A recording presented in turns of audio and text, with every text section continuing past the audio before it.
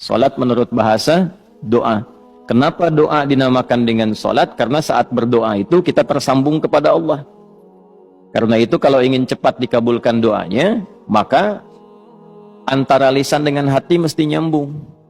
Jangan lisannya baca A, hatinya ke B. Ya kan? Doanya minta lulus ujian, tapi hatinya berpikir kredit cicilan, kan repot tuh. Nah, jadi mesti nyambung. Oleh karena itu dalam sholat dilatih tersambung dulu, sehingga seluruh bacaan terkoneksi, doanya terkabul. Itu yang menjadikan seluruh nabi dan rasul itu diperintahkan sholat, dan dalam sholat mereka berdoa. Nabi Zakaria kan dikabulkan doanya saat sholat.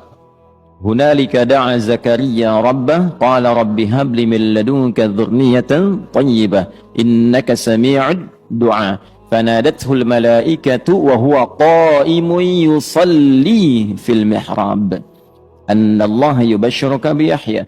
Quran surah ketiga Ali Imran ayat 38 sampai 39.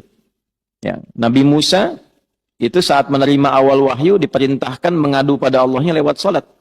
Quran surah 20 ayat 14.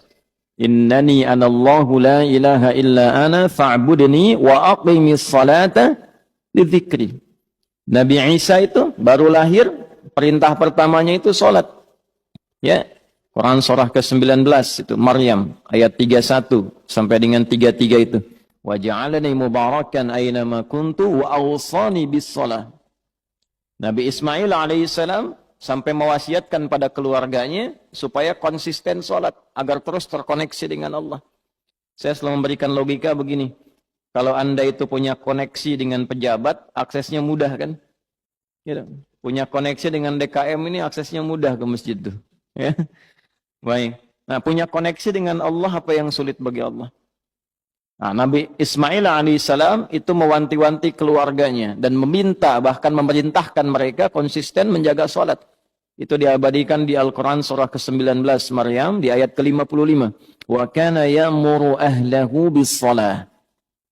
Dan adalah beliau itu kana kan bisa mengatakan begini di luar Al-Quran. Wa amara ahlah. Tapi kadang ada kana di situ bertemu mudhari'. Ya, kana bertemu dengan mudhari maknanya dua. Ya, yang pertama yadullu 'alal 'adah, menunjukkan pada kebiasaan. Jadi Nabi Ismail itu terbiasa meminta keluarganya mengingatkan supaya jaga sholat, jaga sholat.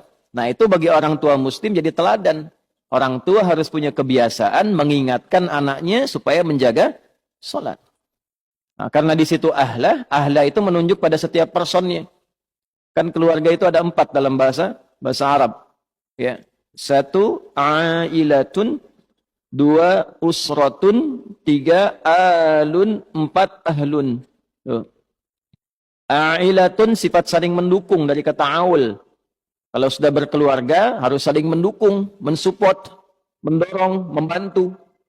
Nah, jangan bertikai di lingkungan keluarga. Karena itu pertentangan, perselisihan, permusuhan di lingkungan keluarga itu diantara yang paling tidak disukai oleh Allah dan Rasulnya.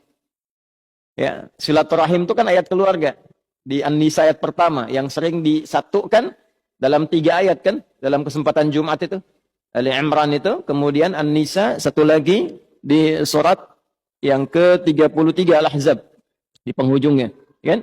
Yang di An-Nisa ayat pertama, ya ayyuhan nasu taqu rabbakumul ladzi khalaqakum min nafsin wahidah wa khalaqa minha zawjaha wa batta minhuma rijalan katsiran wa nisaa'a wattaqullaha alladzi tasaaluna bihi wal arham.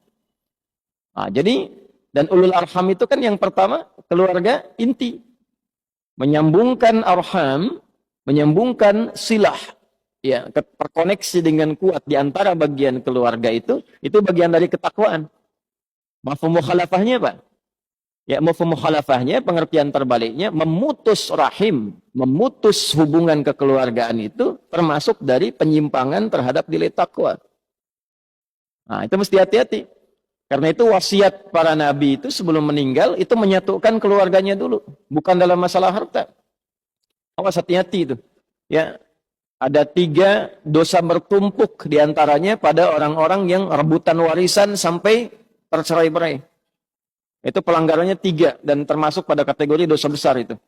Ya, rebutan warisan sampai bertengkar sampai memutus hubungan silaturahim. Karena itu orang tua dalam hidup satukan, ingatkan sholat, bahkan sebelum meninggal harus dipastikan itu. Ya, itu ada di Al-Quran surah kedua Al-Baqarah di ayat 132.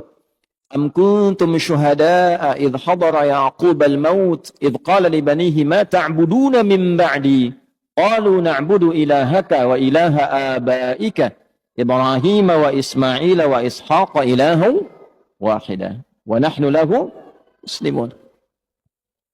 Apakah kalian pernah dengar kisah, pernah tahu tentang cerita bagaimana